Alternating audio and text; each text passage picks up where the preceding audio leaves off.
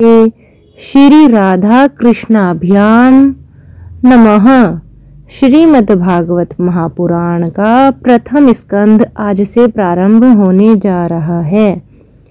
यो लीलालास्य संलग्नो गतो अलोलो अपि लोलताम तम लीलावपुषं बालं वंदे लीलार्थ सिद्धये। ओम तत्सत। हरि ओम तत्सत। श्री गणेशाय नमः।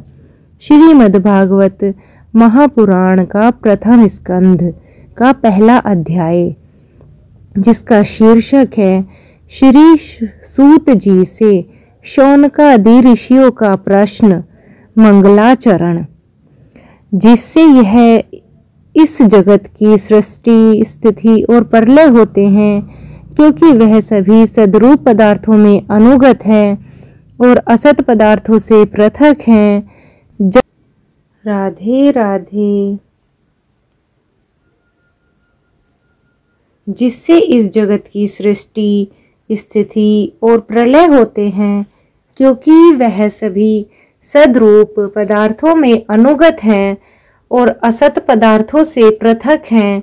जड़ नहीं चेतन है, परतंत्र नहीं स्वयं प्रकाश है। जो ब्रह्मा अथवा हिरण्यगर्भ नहीं, प्रत्युत उन्हें अपने संकल्प से ही जिसने उस वेद ज्ञान का दान किया है, जिसके संबंध में बड़े बड़े विद्वान भी मोहित हो जाते हैं, जैसे तेजोमय सूर्य राशिमियों में जलकर जल का जल में, स्थल का स्थल में और जल का भ्रम होता है, वैसे ही जिसमें यह त्रिगुणमयी जागृत, स्वप्न, सुषुप्ति रूपा सृष्टि मिथ्या होने पर भी अधिष्ठान सत्ता से सत्यवत प्रतीत हो रही है, उस अपनी स्वयं प्रकाश ज्योति से सर्वदा और सर्वथा माया और माया कार्य से पूर्णतः मुक्त रहने वाले परम सत्य रूप परमात्मा का हम ध्यान करते हैं। महामुनि व्यास देव के द्वारा निर्मित इस श्रीमद् भागवत महापुराण में मोक्ष पर्यंत फल की कामना से रहित परम धर्म का निरूपण हुआ है। इसमें शुद्धांतकरण सत्पुरुषों के जानने योग्य उस वास्तविक वस्तु का, परमात्मा का निरूपण हुआ है, जो तीनों तापों का जड़ से नाश करने वाली और परम कल्याण देने वाली है। अब और किसी साधन या शास्त्र से क्या प्रयोजन? जिस समय भी सुकृति सत्पुरुष इस स्वर्ण की इच्छा करते हैं, ईश्वर उसी समय अविलंब उनके हृदय में आकर बंदी बन जाता है।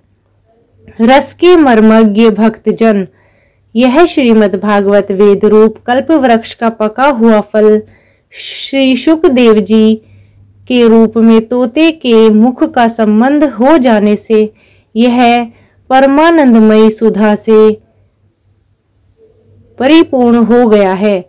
इस फल में छिलका, गुठली आदि त्याज्य अंश तनिक भी नहीं है।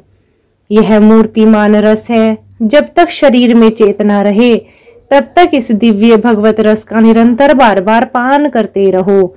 यह पृथ्वी पर ही सुलभ है। प्रारंभ।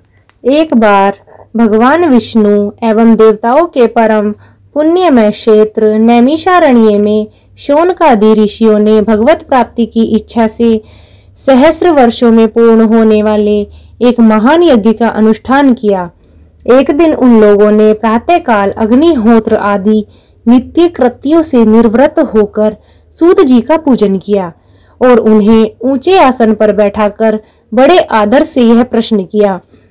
ऋषियों ने कहा, सूत जी, आप निष्पाप हैं।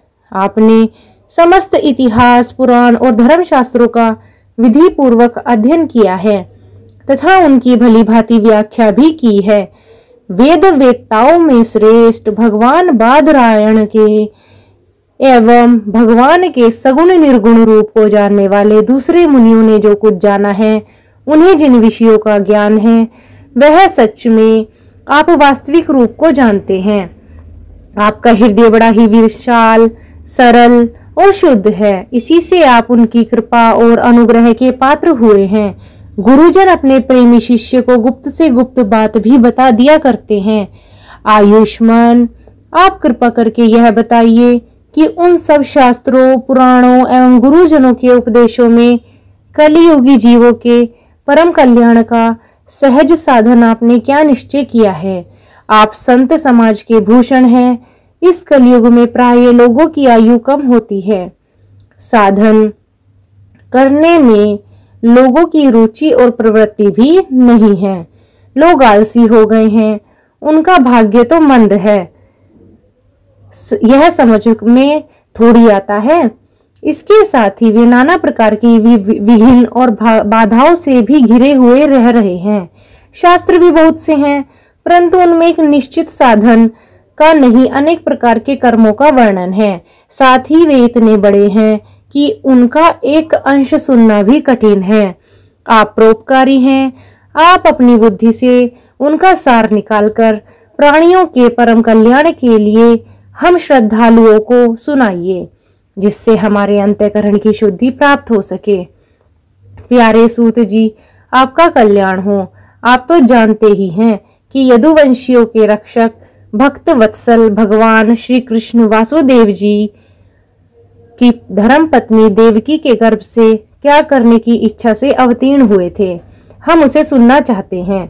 आप कृपा करके हमारे लिए उसका वर्णन कीजिए, क्योंकि भगवान का अवतार जीवों के परम कल्याण और उनकी भगवत प्रेममय समृद्धि के लिए होता है। यह जीव जन्म मृत्यु के घोर चक्र में पड़ा हुआ है। इस स्थिति में भी यदि वह कभी भगवान के मंगलमय नाम का उच्चारण कर ले तो उसी क्षण उससे मुक्त हो जाए, क्योंकि स्वयं भय भी भगवान से डरता रहता है। सूत जी, परम विरक्त और परम शांति मुनिजन भगवान के श्री चरणों में शरण में ही रहते हैं।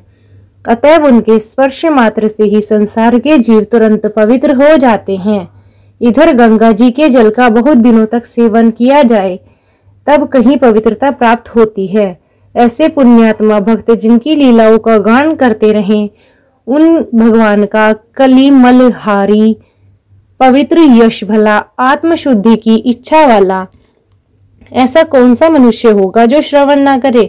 वे लीला से ही अवतार धारण करते हैं। नारद आदि महात्माओं ने उनके उद्धार कर्मों का गान किया है। हम श्रद्धालुओं के प्रति आप उनका वर्णन कीजिए। बुद्धिमान सूत जी, सर्व समर्थ प्रभु अपनी योग माया से स्वच्छंद लीला करते हैं। आप उन श्री हरि के मंगलमयी अवतार कथाओं को अब वर्णन कीजिए। पुण्य कीर्ति भगवान की लीला सुनने से हमें कभी भी तृप्ति नहीं हो सकती, क्योंकि रसज्ञ श्रोताओं को पद पद पर भगवान श्री कृष्ण की लीलाओं में नए नए रस का अनुभव होता है। भगवान श्री कृष्ण अपने को छिपाए हुए थे। लोगों ने उनके सामने ऐसी चेष्टा की कि मानो ये कोई मनुष्य हो, परंतु उन्होंने बलराम जी के साथ ऐसी लीलाएं भी की हैं, ऐसा पराक्रम भी प्रकट किया है जो साधारण मनुष्य कभी नहीं कर सकते। कलयुग को आधा जानकर इस वैष्णव क्षेत्र में हम दीर्घकालीन सत्र का संकल्प करके बैठे हैं। श्री हरि की कथा सुनने के लिए हमें अवकाश प्राप्त है। यह कलयुग अंतःकरण की पवित्रता और शक्ति का नाश करने वाला है। इससे पार पाना कठिन है। जैसे समुद्र से पार जाने वालों को कर्णधार मिल जाए, उसी प्रकार इससे पार पाने की इच्छा रखने वाले हम लोगों से ब्रह्मा ने आपको मिलाया है। धर्म रक्षक, ब्राह्मण भक्त, योगेश्वर भगवान श्री कृष्ण ने अपने धाम में पधार जाने पर भी धर्म ने अब किसकी शरण ले ली है, यह भी बताइए। राधे राधे।